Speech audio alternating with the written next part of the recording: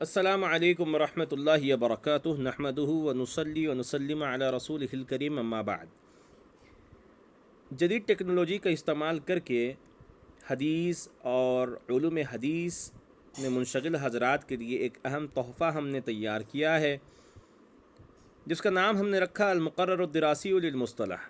اصل میں یہ کوئی کتاب تو نہیں ہے، بس ایک رہنمائی ہے ان حضرات کے لیے جو حدیث تو پڑھے ہوئے ہیں لیکن حدیث کے تخصصات کے متعلق علم نہیں رکھتے ہیں۔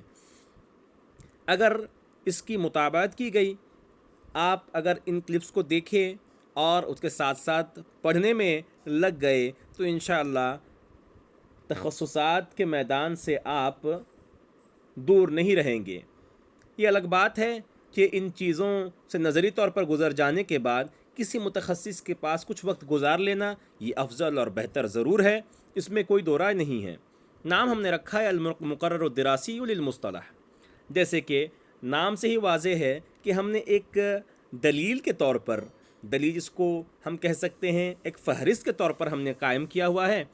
اللہ تعالیٰ سے امید ہے کہ ہماری جو تمنا تھی اللہ تعالیٰ اسے پورا فرما دے اور اس کام کے اندر برکات کا نزول فرمائے۔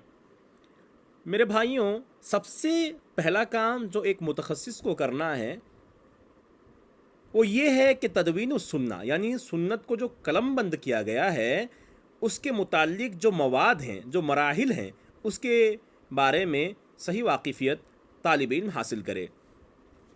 مراحل تدوین السنہ یساعد فی هذا المجال کتاب تدوین السنہ من القرن الثالث الى القرن التاسع۔ یہ کتاب کا نام ہے جو میں نے ذکر کیا ہے، اس کو علامہ زہرانی نے لکھا ہے، جس میں انہوں نے قرن ثالث سے لے کر قرن تاسع تک جو بھی کتابیں لکھی گئی ہیں ان کتابوں کے متعلق ایک مختصر خاکہ انہوں نے پیش کیا ہے۔ اب ابتدائی طور پر طالب علم کیا کرے؟ اس کتاب کو وقفیہ.com سے وہ ڈاؤن لوڈ کر سکتا ہے، تقریباً 250-300 صفحات پر یہ کتاب مشتمل ہے۔ اس کو پڑھے، کہیں پہ تشویش ہو، کوئی پریشانی ہو تو وہ مراجعہ کر سکتا ہے۔ بہت سارے شروحات موجود ہیں، اگر ایسا ممکن نہ ہو تو ہم سے بھی براہ راست رابطہ کر سکتا ہے۔ میرے بھائیوں، سب سے پہلا کام یہ کرنا ہے کہ کتاب کو پڑھ لے اور ساتھ ہی ساتھ وہ کتابوں کی جو فہرست جو علوم حدیث میں تیار کی گئی اس کو جانے، کون کون سی کتابیں کس کس علم حدیث کے متعلق لکھی گئی، تو اس کو جاننا بہت ضروری ہے۔ اس میں سب سے ابتدائی عمل وہ ابن صلاح رحمہ اللہ کی کتاب علوم الحدیث کو پڑھ کر سکتا ہے۔ جیسے میں آپ اسکرین پر دیکھ سکتے ہیں اثر و کتاب ابن صلاح فی تطویر هذا العلم والمؤلفات بعدہ، کہ ابن صلاح رحمہ اللہ کی جو کتاب تھی علوم الحدیث، جس کو ہم عام طور پر مقدمۃ ابن صلاح کہتے ہیں، اس کتاب کو ضرور پڑھنا چاہیے۔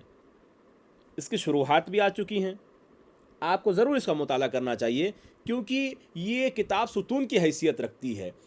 اس کے بہت سے اختصارات کیے گئے، کئی نظمیں لکھی گئیں اور اس کے جو معارضات ہیں وہ بھی پیش کیے گئے۔ مثلا التقریب والتیسیر لمعرفت سنن البشیر والنذیر، یہ محی الدین یحییٰ بن شرف النووی رحمہ اللہ کی کتاب ہے، تو انہوں نے اختصار کیا ہے علوم الحدیث یعنی مقدمہ ابن صلاح کا، تو اس کے بعد انہوں نے تدریب الراوی فی شرح تقریب النووی لکھا، یعنی تقریب جو ظاہر ہے میں نے آپ کو بتایا کہ التقریب والتیسیر اس کتاب کی انہوں نے شرح کی، اور امام نووی رحمہ اللہ نے اس میں بڑے واضح انداز میں علوم حدیث کے متعلق طلباء عزیز کو کئی مراحل سے گزارتے ہوئے ایک جامع انداز میں مصطلحات کو پیش کرنے کی پوری کوشش کی۔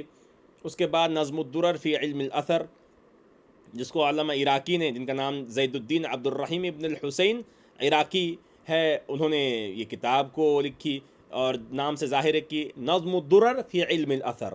تو انہوں نے اس میں جو علوم حدیث ہے جس کے بارے میں بتایا کہ علوم الحدیث ابن صلاح نے لکھی تھی، تو انہوں نے نظم کے طور پر پیش کرنے کی کوشش کی اشعار کی شکل میں۔ اس کو الفیۃ العراقی بھی کہتے ہیں۔